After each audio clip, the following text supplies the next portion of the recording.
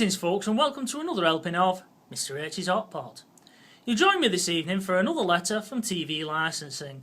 We're now up to volume 8 and as always I'll do a quick recap on the previous month's volume just so we all know where we're up to.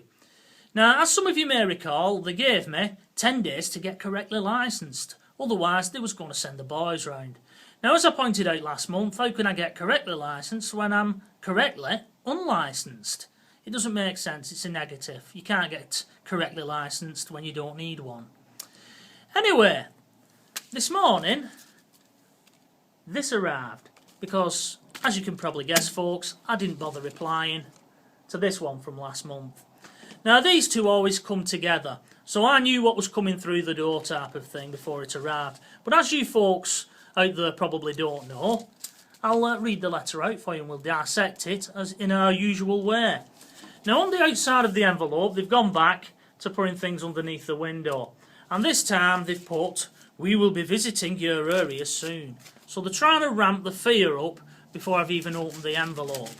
And when you take the letter out, it states, "Call this number now to avoid being visited." So, you know, that's even before you've got into the letter. So just what does the letter contain? You know, I fear to read it. Right, so at the top we've got the usual TV licensing logo. Underneath that we've got your status, visit scheduled, and that's in orange to jump out at me, to make it apparent that, you know, this is important.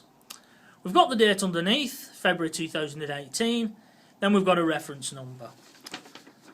Underneath that we've got your address has been scheduled for a visit by an enforcement officer. That's in orange and it's in bold. They've used capital letters E and O, so the words enforcement officer apparently have more authority than they actually have. What it should read is, your address has been scheduled for a visit by a salesperson. But it doesn't quite have the same ring of authority, does it, that? Anyway, dear sir, madam, you did not respond to our last letter within the 10 days we gave you. This means we have no option but to start an investigation of your address. Now, unfortunately, for TV licensing, they can give me 10 days, 10 weeks, or 10 years to reply to them. I'm under no legal obligation to do that. They have no legal authority to demand that I respond to them. It's as simple as that, so I didn't. This means we have had no option but to start an investigation of your address. That's up to you if you want to start an investigation or not. From your end, there's not much I can do. What happens now? And that's in bold and in black. We have scheduled a visit by an officer from the Enforcement Division. They've used the capital letter O for officer and E and D for Enforcement Division, again to give it some kind of more authority than what it actually has. The enforcement officer will explain why they are visiting and will be polite and fair. Well, I would expect no less from any staff that turns up unannounced and uninvited to my front doorstep. However, from YouTube footage, the fact that they're polite and fair doesn't come into it. It's far from it if that evidence is to go on. If they find evidence that you are watching or recording live TV programmes on any channel or device, or downloading or watching BBC programmes on iPlayer without being covered by a licence, they will interview you under caution and this could be used as evidence in court. Now, they mention this again further down the letter, so I won't go into that statement just now, because I don't want to repeat myself. I'll wait until we get to the end of the letter. If you are prosecuted, you could be fined up to £1,000 plus legal costs and or any compensation you may be ordered to pay. Note the words if and may in that statement. It's that would only happen to me if I was breaking the law. I'm not, so that's not going to happen to me, is it? Then underneath that we've got an orange lined box stating you still have a chance to avoid this visit. That statement's in black and it's in bold, and the idea of that is to, you know, throw me a lifeline because I'd be panicking at this point. By now, hopefully, my backside's going like a machine gun from World War One. That's not happening. I'm just laughing at it. Call our specialist team immediately on, and there's a telephone number. They have the authority to stop this enforcement visit. They also have lots of experience helping people in similar situations. What situation? I don't need a licence. You know, how can they help me if I don't need one? Decide if they need a TV licence and find the best way to spread the cost. Now, as I've stated, I don't need one. I know I don't need one, so I don't need their specialist help. For example, you could pay from £6 a week with a payment card. Let's do the maths. A current TV licence, colour, costs £147. At £6 a week, that would work out at £312 a year, meaning they make £165 profit. Nah, I'm not going to go for that, because I don't need one. Remember, you must call us now if you want to stop the investigation. That's in black and that's in bold. No, I don't really want to stop the investigation. I'll let you carry on and waste your time and carry on sending me these letters. Yours faithfully, Enforcement Manager. Now we get to the threats here, because there's underlined that, and then underneath it states what you need to know about the enforcement process, and that's in black and it's in bold. We can apply to court for a search warrant to gain access to your property. An officer can interview you under caution in accordance with national criminal law. Anything you say to the officer may be used as evidence in court. You risk a fine of up to £1,000 plus any legal costs and/or compensation you may be ordered to pay. If your property needs a TV licence, you still need to buy one. In Scotland, Scottish criminal law applies.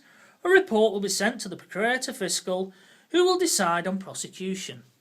As I live in England and we're under English and Welsh law, that doesn't apply to me. All putting that statement on proves is that these letters are mass-produced. So let's go through these threats, shall we?